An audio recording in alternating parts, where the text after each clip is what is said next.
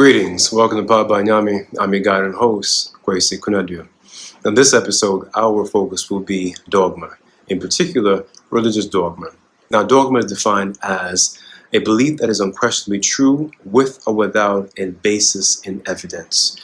The emphasis here is on belief rather than truth or evidence. And so religious dogma is a certain kind of religious belief that is unquestionably it without any need or desire to question it. So that said, let's begin with the story. So I was in Benin, West Africa some years ago. Benin is tucked between the West African countries of Togo to the west and Nigeria to the east. Now, in Benin, I traveled around in the capital of Cotonou. I also traveled around to Abomey, Porto Novo, and a few other places in the southern part of the country. While there for a few weeks, I visited a number of these sites, these places where voodoo, not the Hollywood voodoo that you see in these movies and shows and the like that are just pure silliness, but I'm talking about the spiritual system and spirituality of the Fombe or Erefon people that live and populate in Benin. And these people are also cousins with the Yoruba people as well. And so in Benin, you'll find that Yoruba as well as Fombe are spoken along with the national language of French. Right? That said, while visiting, I went to a temple, a place in Benin, a voodoo temple, that was hosted by the Hogong, or the leader, spiritual leader, male spiritual leader of this community, and it was packed. And I was on the balcony with a few people that I came with, and we were just visitors, just observing, watching, and everything was there. The dance and circular motion, the drums, the singing, everything was on. But I noticed one thing: there was an image or picture of a sort of white Jesus or a white child on top of the entryway to an altar or a sacred place where certain kinds of rituals are done. And I was struck by it at first, and so I tucked it away, and said, okay, that's that. Fast forward, I'm in the northern part of Ghana, some years later. And I noticed, visiting a number of these busumfie, or so-called shrine, centers or houses, sacred temples, basically, for different kinds of spiritual forces, called abusum in the Akan language. But of course, they have the equivalences in houses, in Dagati, and other kinds of people that live in northern Ghana. And I see everything from Buddhist statues. I see, Christian iconography and photos. I see Catholic rosary beads. I see a number of things that you might think at first glance had nothing to do with Akan or other kinds of African-based spiritualities. And I've had similar experiences elsewhere, whether in Brazil and other parts of the African world. This is what I want to get to. You see, at first glance, some people would say, well, these African peoples are definitely confused. They are colonized. They have lost their minds. But I want you to just press the brakes and just hold on for a moment. You see, something happened in our existence or living in the so-called West, that is living in either Europe, particularly Western Europe, or in the United States, Canada, Central and South America, and the Caribbean Basin, right? In living in the Western Hemisphere, people of African ancestry, in some ways, have caught what I call the dogma disease, right? Or the dogma virus, where in our efforts to fight, rightfully so, so-called Eurocentric and Europeanized forms of knowledge, ways of knowing, of belief, of spirituality, and of basically just knowing the world, how it works rather than how it's presented, we have become diseased and trapped in the very thing we're trying to escape. In other words, we tend to see things the way that these European folks have seen African spiritual practices and ideas and objects, as a refraction of who they are. In other words, as sort of the demonic inverse, that is the opposite of who they are and what they believe. Now, why do I say that? This is what I think we often fail for those of us who have caught that virus and disease, that dogmatic disease. We have failed to appreciate and see that, you see, the Christian iconography, I think we call Christian iconography, European Christian iconography in particular, in this voodoo center where I was in Cotonou, Benin. In fact, this is what I came to appreciate some years later, as well as what I saw in these Akan, Busumfia, or shrine houses, and other places I've been to over the years, whether it's Togo or Burkina Faso or, throughout the African world. What I've seen is that, you see, Africans that we tend to believe or think are brainwashed, are propagandized, are colonized, and have lost their senses.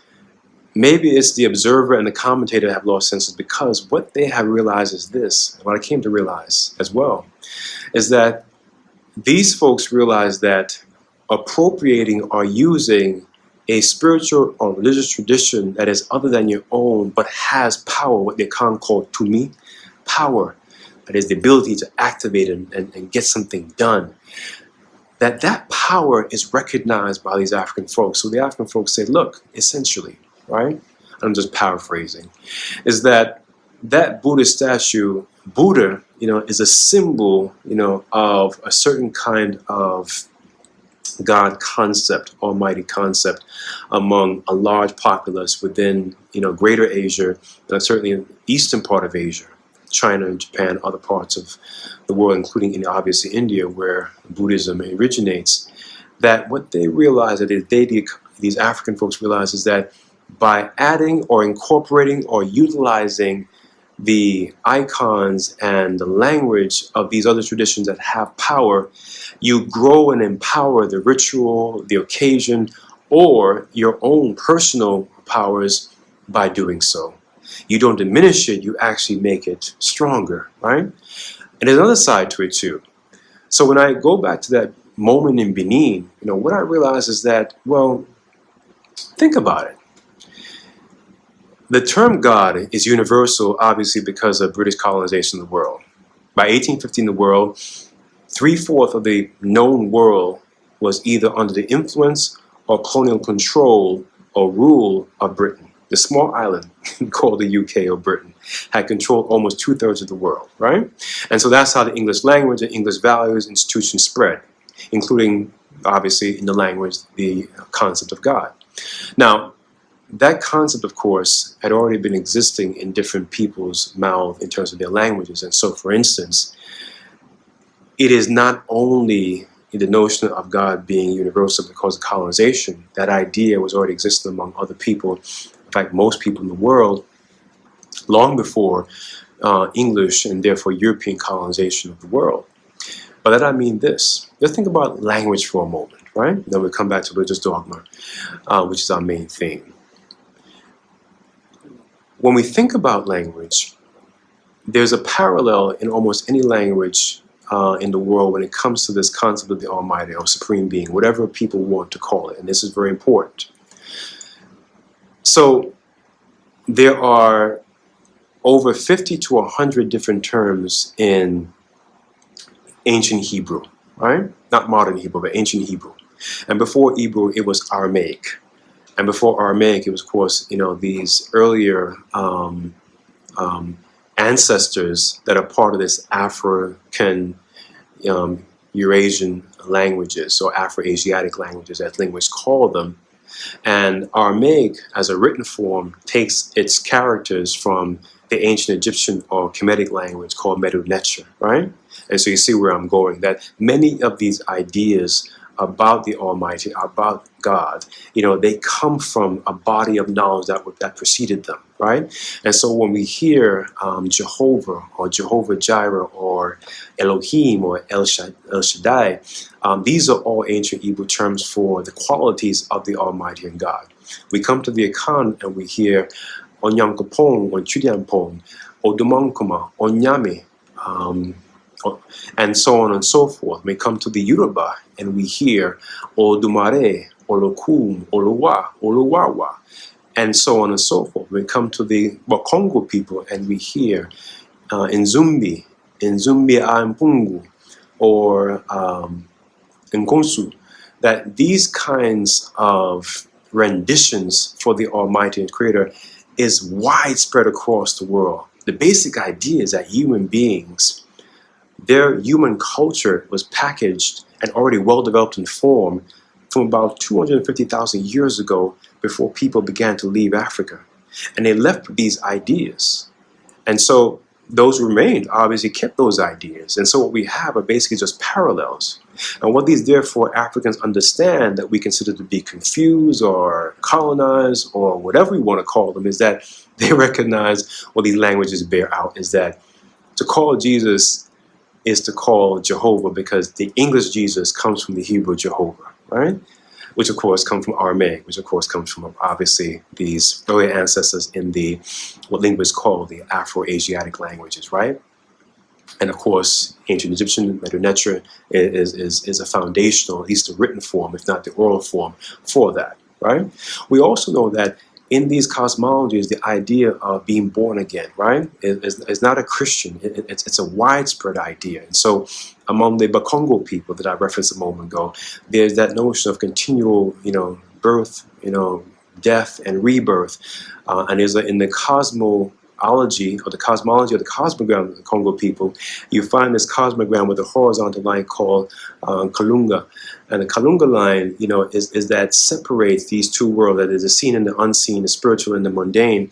And people pass essentially through these lines in that cycle of birth, death, and rebirth. The same is true, among other cosmologies. So the idea of being reborn, the idea of being born again, is also in, Kemetic or ancient Egyptian cosmology. The idea, as personified by the story of Osar, which Greeks call Osiris, is about, his body being dismembered and put back together and being born again.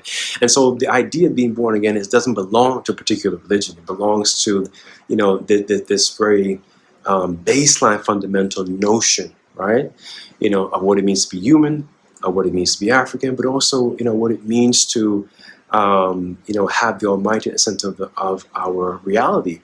And therefore, the tools that come out of that understanding is that by adding or using another religious tradition in addition to your own, you're not only strengthening your own tradition, you're also doing this. And this is very, very important, my friends. You see, many of us get caught off guard. Many of us, lose, unfortunately, our good senses, lose our lives, become injured, become harmed, and never the same again, because we simply stick to one thing, which is dogmatic and dogma. You see, if I have, and I'll tell you a quick story. If I have a ritual to do, and I know the enemies of the person that I'm working for, that is my client, expect for me to do the ritual in that language or in that way, then I'm setting my client up for a trap, aren't I? So the smart thing to do as a ritual specialist, as a spiritualist, is to come a different way than what my, or the enemies of my client, or if it was me, my enemies are expecting. And we have enemies, right? All the time, all the people. People wish us unwell, people who wish us harm, people who wish not the best for us, and sometimes the worst enemies ourselves. That said, whoever the enemy is, right?